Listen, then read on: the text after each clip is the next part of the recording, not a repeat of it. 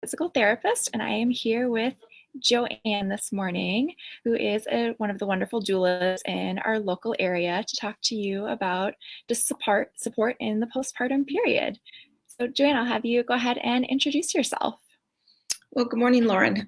Thank you for allowing this time where we can talk about one of my favorite topics, and that is, newborn care and that postpartum period. Um, I am a certified birth and postpartum doula through Dona International, so I weave that knowledge in either area, even if I'm serving you as a birth client or only as a postpartum client. So um, yeah, happy to talk this morning about all things postpartum. Fabulous. So, for those of us who aren't familiar with a doula and the work they do, could you just tell us a little bit about what a doula is? Mm. Yeah, well, the word doula in Greek means one who serves or woman who serves. And at its essence, that is what we do.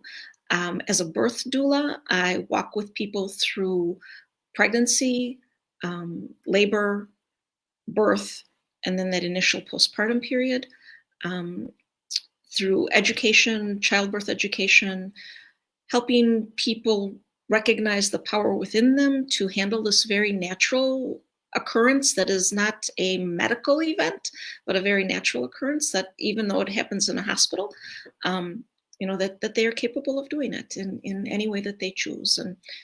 Um, and as a postpartum doula, I enter people's homes typically, either physically or virtually now, and assist them with that transition to being new parents and newborn care.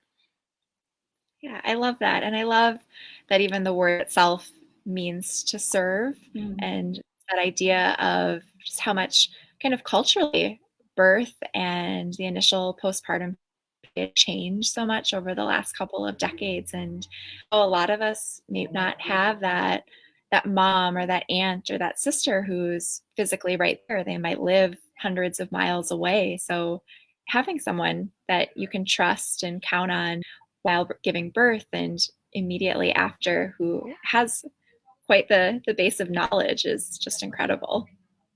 Well, yes, and we were historically served by our tribe, our women who would come around us, the wise women, the midwives, the aunts, and even the younger women would be present. So they would have the experience so that they knew when that happened to them, they had an understanding of what was going on. And for us, this is a very separate event now where we take people away and um, many births occur in hospitals. Of course, we do have a birth center in Milwaukee, and even a few births that occur in homes.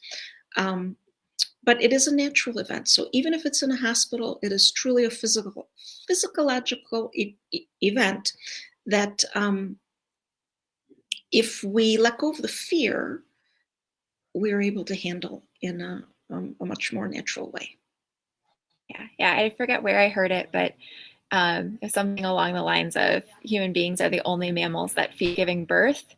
And that's something that's really stuck with me. So that idea of empowering someone to find that strength within themselves and helping them to reach that point if they maybe don't come to it naturally is such a gift.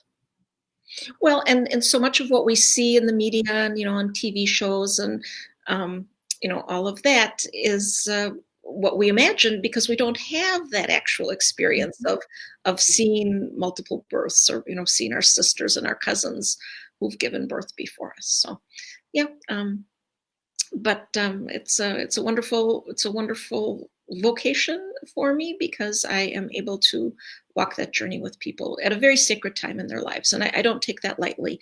To be invited into people's lives during this time is truly a gift. So I appreciate that. Definitely. So tell us a little bit about what you do or how you work with someone in the postpartum period, especially that postpartum period. Yeah. Um, well, typically, I meet with a family for their postpartum care before they give birth.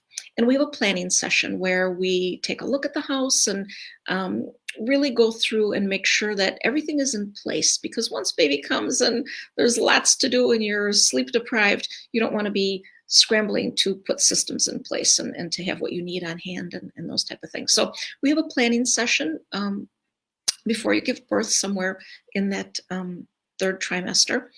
And then once you give birth, I would check in with you, maybe even at the hospital or wherever you've given birth, to see how breastfeeding is going. And we would start there, and then you would have your home visits, which now are, of course, are all taking place virtually. So there is an aspect of postpartum care that um, we are unable to do. Things like preparing meals for you or doing some light housework or things like that. But 90% or 80% at least of the other postpartum support can be done virtually. And we are so fortunate to have all these technologies of FaceTime and Hangout and all these things where we can see each other, and I can see exactly what's happening, and we can talk through things. Yeah, and I love that you're still able to do so many of the things that you typically offer online. So if you aren't able to come into someone's home, like right now, for instance, there's still so much support that you can offer, and there's so much value in that. Oh yeah, yeah, no, definitely. You know, as a postpartum doula, Mhm. I have been trained to provide evidence-based information. And many times as a mother, you have your mother, your mother-in-law, your sister, your friend, whatever, who come over and help and want to be there to support you because they love you and want to shower you with help. And they're going to give you advice on the way maybe they've done it, which worked for them and was right for them at their time. But a postpartum doula will, of course, always bring evidence-based information. So that's one of the differences of having a doula as opposed to a friend or a mom come through. Um, and then we talk about things like diapering. And diapering can be a big issue, especially if you're considering doing cloth diapering. Um, are you going to rent diapers? Are you going to buy diapers? Are you going to do flats? Are you going to do fitteds? We are very fortunate in Milwaukee that we have a couple options for renting and diaper services, which not every community does. But so looking at that, and if you're going to be washing them, what do you use? What kind of soaps? And all these things that lots of people want to do this because environmentally Yeah, it's certainly a good thing, but there's a lot to consider there. So we talk about diapering, we talk about swaddling and soothing a newborn, um, and ways to wrap that blanket around them and snuggle them tight so that they feel comforted and they can settle, and help them learn to self-soothe. um, so there's some training that goes on there, and that of course can easily be done virtually too. um, definitely. And I that you're coming from this evidence-based kind of background, because there are 101 different ways to do things, and figuring out what works best for your family, what works best for your newborn. There's no one right way.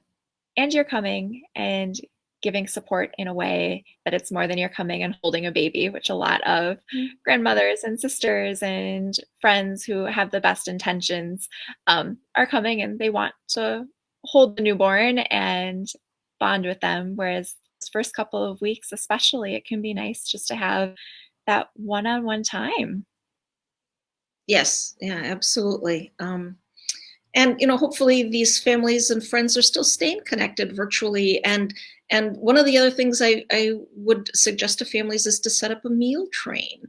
So it's an online sign up where people can sign up to say, I'm going to bring you a casserole or a meatloaf or a veggie dish. And then your friends and family can support you in that way, and just drop it on your porch, and you can exchange containers back and forth, and things like that. So having meals planned ahead and given to you, is just wonderful, because you're busy and have lots of demands and you're tired, and having that food from people you love, who know you and know what you like, is fantastic. And then of course there's all the, which we have perfected now in the time of COVID, all the meal grocery delivery systems and restaurant deliveries and things like that. But having good nutritious food postpartum is huge because your body is going through a big recovery and you need to be eating really nutritious food, and especially if you're nursing, you are producing food energy for two, and need the best source of energy you can for your body. Oh, yeah, and even thinking of just that time aspect of you might be feeding your baby every 2, 3, 4 hours Mhm. and trying to get some rest in between and still keep up with some things potentially. So having people in your life who are caring for you in any way that they can, whether it's dropping off a meal or coming to do a load of laundry, is just so incredibly helpful. Yeah, yeah. Um, So yeah, that any other laundry does pile up, that's for sure. um, but even things as a postpartum doula, like assisting in baby wearing.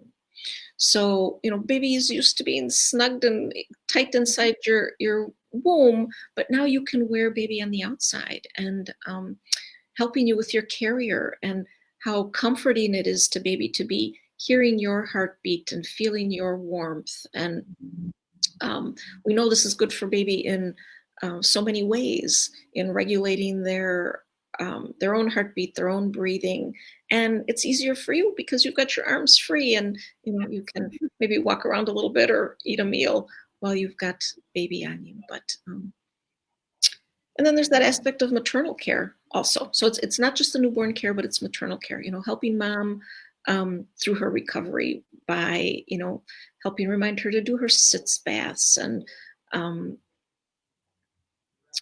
helping her do come up with some type of a, I won't say a schedule, but at least a pattern in her day where she can get some rest. And you know when baby wakes, what do we do? Do we change first? Do we feed first? Do we put baby down?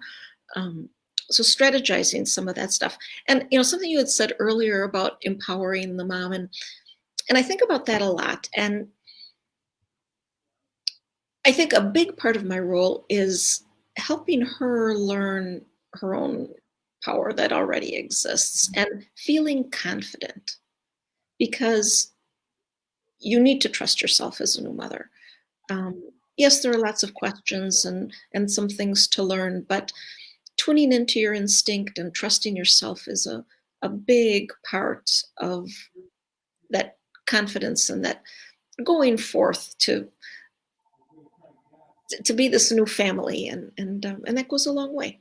So helping her really build her confidence and feel that she is capable and knows what to do, and maybe just needs some practical guidance in some things, but that she's the best one to be taking care of that baby too. Oh, yeah, and even thinking of just they know as a new parent what feels right, but having that sounding board or someone to say, "Okay, let's prioritize these 3 things that you need to do," or what would be the best thing for you to do first, or what's the order here that works in your life today. Having someone who comes from a background with a lot of experience to say, okay, let's try this option, or what do you think about this order? How do you see that working? And kind of helping with like little baby steps build some of that confidence that you'll need as a new parent. Yeah. Yeah, they're wonderful times, and they can pass like a blur because you're sleep deprived. But that newborn period is really wonderful. Awesome. So anything that you can give kind of tips wise besides setting up a meal train, things like that, that friends and family can pretty easily do for the new parents in their lives. Hmm.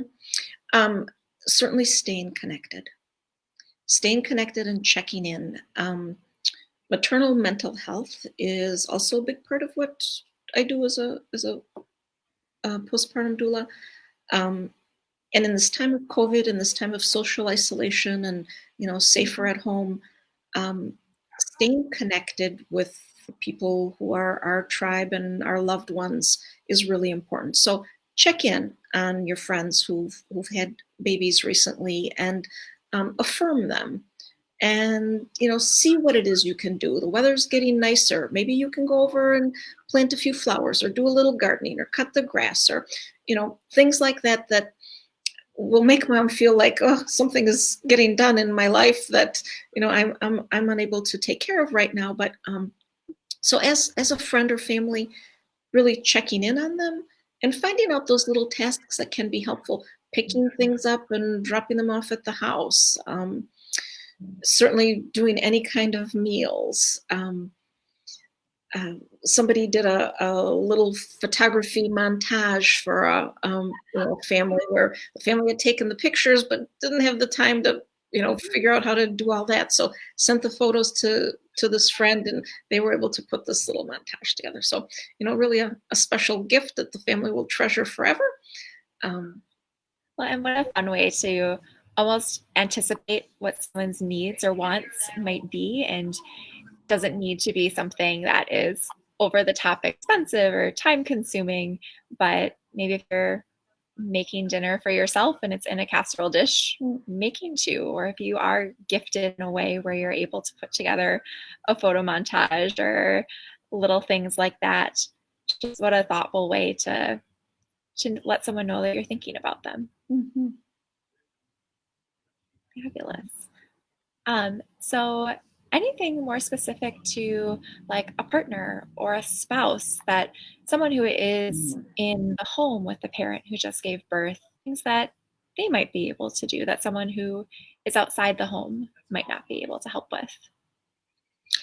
Yeah, I'm finding that with birth partners, so husbands or partners, and also so during birth and postpartum, where they weren't the ones who thought they were going to be filling these shoes. They were really counting on some additional help in this picture too. But now all of a sudden they're taking on a much larger role than they had anticipated or maybe even wanted.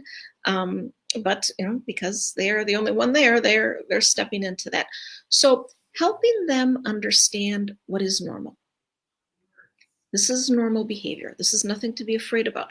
Ooh, yeah, that is maybe something to, explore, to, give a call to the doctor or to be a little concerned about. So, we should take it to the next level or, be referred to a PT or another professional, healthcare professional who could help them out. So helping that partner understand what is normal, um, and then also affirming them because that's a big job. It's a big job to fill, to be the one who is taking care of everything else and supporting mom. So I had one dad recently to tell me mom's bedroom was upstairs. So she had baby upstairs in the bedroom, and he was going downstairs to get something and bring it up. And then he got upstairs and she was like, oh, and I wanted something else from the kitchen. And then he went downstairs again. And then he came up and he's like, just tell me all at once what she wanted because I'm going up and down these steps so many times a day. And we chuckled about it. But you become that kind of go-to because mom is sitting there with baby in her arms nursing and can't get up and move around and so affirming him or her for the support that they're providing their partner is important too. And I find that a lot of the moms and the birthing parents that I work with, they have 8, 9 months to get to this place where they truly understand that their life is changing for hours. They see it, they feel it, it impacts their day every single day for months at a time. As a partner or a non-birthing parent, their life is changing, but they might be experiencing it to the same depth that the person who is carrying that baby experiences it in every aspect of their day. So it's scaled a little bit differently, to say the least. Yeah, yeah, and it can feel like pressure. So helping them with talking things through and what that feels like. I'd mentioned that one of the things I'm acutely aware of is maternal mental health, and we need to think of that for the partners also. I pulled out this little card that I just wanted to share with you. It's a Milwaukee organization, but they're really international. And I just want to put it up here so people can see. But it's Mom's Mental Health Initiative, and once baby is born, um, there can be baby blues, which are very common and can occur in the first couple weeks after birth. But then there's also postpartum depression or postpartum anxiety, and that can happen for mom and it can happen for partner. And in this time of social isolation, we have seen an uptick and we have seen an increase in referrals to therapists and support. And that's a good thing because we want people to stay connected and we want them to feel that there is help available. But recognizing the difference between baby blues and postpartum depression, um, is certainly something on my radar at all times, and helping dad be aware of that too. And there are dad groups, specific dad groups for support. So um, there is help around, and we just want to stay connected and stay talking. And I think that's such a big part of it with a lot of mental health issues, including postpartum depression and anxiety, is that talking about it and knowing that when you're feeling something, is this something that could pass? Is it something that isn't going to pass on its own? And you could benefit from some outside help to talk to and work things through and help reorganize some of the thoughts that you're having. Yeah, yeah, and in many cases there is these services are covered by people's insurance too. So I know we're in very delicate financial times right now, where many people have um, reduced hours, or their income is certainly impacted in some ways. But a lot of times this can be covered by insurance, so it's something to consider. It definitely helps when it's something that you've already paid for Yeah, or have already mostly paid for, taking advantage of all of those options that are available to you. yeah, absolutely. Fabulous. So, any other kind of local resources that people might look for besides cloth diapering services, if that's something that they're interested in, some of those like mental health options, anything else that you recommend people look into and explore? Sure. Help with nursing Mhm. specifically. There's the Leche League meetings. There are some um, uh, groups that meet where you can go, and they're free drop-ins, and you can have someone watch you, nurse, and so on. My training in breastfeeding is as an IABLE breastfeeding champion, so it's an advanced training that helps me triage and support breastfeeding moms. Um, but getting them connected to in-home um, care, there are still some IABLCs that are making house calls. So that can be very helpful if you get into a situation where there's a serious issue with nursing. Um, there are some First Year Circle is a group that meets in Bayview at the Bayview Community Center and has done some wonderful programming about all things for pregnancy, birth, and new baby. Um, so, still some virtual things going on that can be very helpful for folks. Well, and so much of that chest feeding, lactating support can be Mm. virtually. Figure if you can kind of set yourself up or have an extra helping hand to hold a camera, then you can see a lot of what's going on and help to kind of troubleshoot what's going on, even if Mhm. you aren't physically there with someone. Yeah, yeah, absolutely. Even recently I was showing someone how to hand express colostrum into a little cup so that it could be spoon fed to a newborn who um,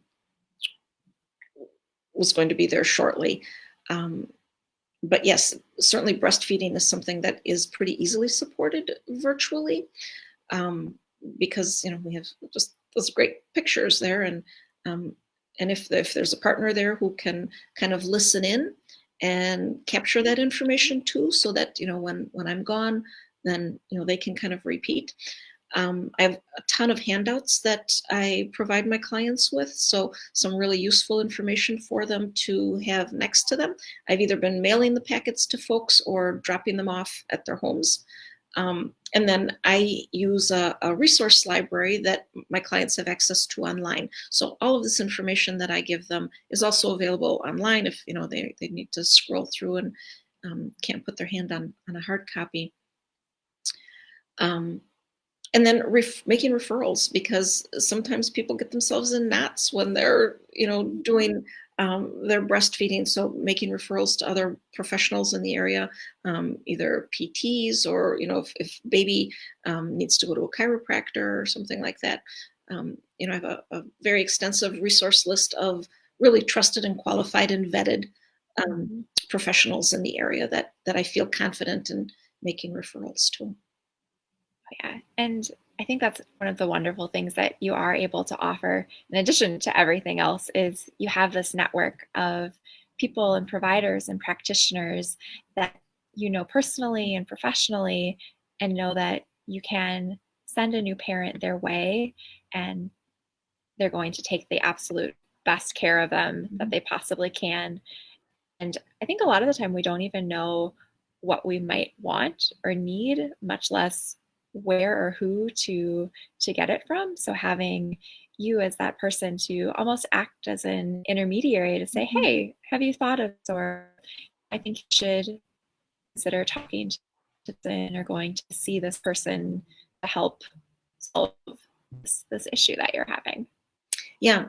So as a doula, I am a non-medical provider, but I am connected with all the medical providers. So exactly that intermediary to say, "Oh, did you realize that baby has suffered a very difficult birth and is having trouble latching, and there may be some tightness in the neck and jaw, and if you go to a chiropractor, they can help adjust that very gently, and you can be on your way and have a very successful breastfeeding relationship." So. Um, and moms who have pelvic floor issues.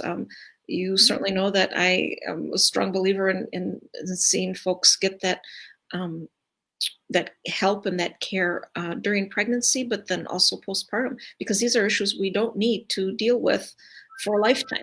There is help available, and we know we can take care of these things and help folks along. So yeah, those referrals are really very helpful. And um, Definitely. Well, and I think you have the benefit too of getting to know your clients so that you're able to kind of say things gently and kind of say them a couple of different times in a couple of different ways so that the right message is conveyed. 'Cause I know I've met countless parents who they were breastfeeding or chest feeding and it was painful for months. mm, And they had providing, oh, this is normal, it's going to get better. Whereas something was going on with yeah. the latch or the structure of the baby's mouth. And there were things that having someone to kind of keep just dropping those little information to say, we can make this better for you. And same thing in postpartum when it comes to just their pelvic floor and healing their bodies.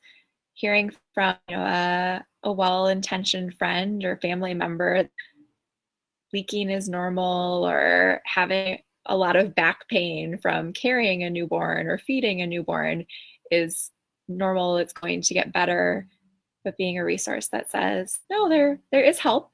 If you want to work on this, or now is a good time in your life Mm. to work on this, here are those options.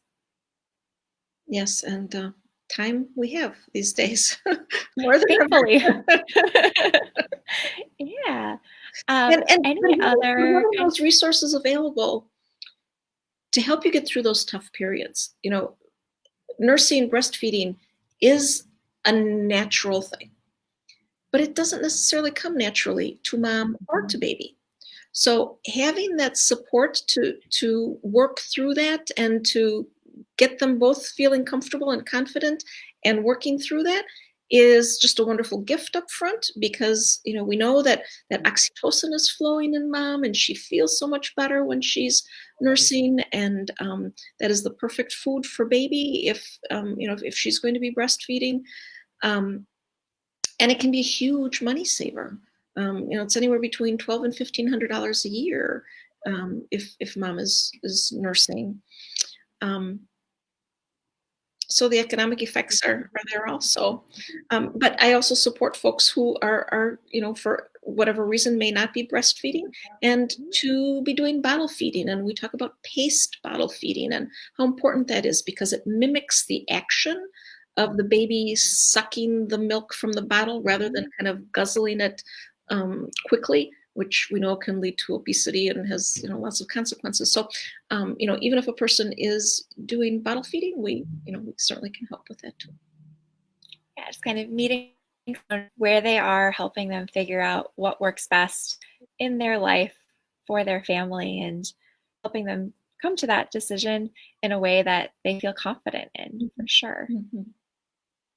And Beautiful. as a postpartum doula or as a birth doula, we come to the table with no judgment. So if you're dealing with, your mom or your mother-in-law or whatever, and they might even be the one saying to you, "Oh yes, I leak too, and it's just natural, and it's the way it is," and it's like, no, no, no, no, no, no, we're not going to have to deal with this the rest of our life because there is help available, or yeah, making And sure you are connected to that professional. I think that that's where we've almost seen a pretty big shift in, or at least I know I see that in the clinic of, I might be who says, yeah, my mom experiences this as well. And their mom or their parent has, that's been happening for the last 30 years. I don't know about it. It doesn't bother me. It's no big deal. Whereas the current generation of people that are giving birth, they want their bodies to do what their bodies are supposed to do, and they want to keep living the absolute best form of their life. And they aren't really kind of taking, oh, it's normal, it's okay, Mm-hmm. as an answer, which I think is really, really incredible. Yeah, that's cool. That's interesting that you've seen that. It's been a fun shift to see as I work with people just in different generations and different backgrounds. Awesome. Well, any other kind of thoughts or tips, whether it's things in general postpartum, things just the current state of the world postpartum, anything that comes to mind? Yeah, this whole time of pandemic, we are told that we are supposed to be in quarantine, and in Spanish, the time for the postpartum period is the cuarentena, which means the 40 days. um, 40 days postpartum, where for many cultures, mom is lying in, she's staying home, she's learning baby, she's being doted on and taken care of so she can heal and she can really learn how to be with baby and bond with baby. Um, and it's almost a bit of a gift that we have this time of slowing things down for sure, where we can take away some of the pressures of the shoulds and the demands that we would have to be out in the world and kind of in that more busy mode, and to really just focus on baby and bonding as parents with baby and learning to take care of baby. And there is help available. And I, as a postpartum doula, am certainly available to help. But reach out if you need help. Please reach out to someone, because it shouldn't be a time where you feel so alone. Um, but having this quarantena to just be a new family um, can be a lovely gift. So maybe a bit of a rainbow in this big storm that we're in right now. Um, we need to look for those. Yeah, that's a beautiful way to phrase and think about it, and kind of looking at all of the changes in life. If you are to be able to be home and manage that time, and that's how this everything is life, seeing all of the positives of it. Yeah. I'll give people just a moment here to type in any questions or comments that they might have. But where can people find you if they're interested in bringing you on as a birth or a postpartum doula? Sure. And even just to consult with folks if they're having questions right now during this time period. I do have a website, and my contact information is on there. So of course you can look there. It's Joanne Bishop Doula. And I have a Facebook page that's pretty active where I'm always posting lots of information, current evidence-based information on birth and postpartum topics. So that's also another place. But you can also phone me. I'm always happy to talk by phone. And having those moments where we can connect one-on-one or do a FaceTime. I would love to meet up with new folks in the area who are in this period.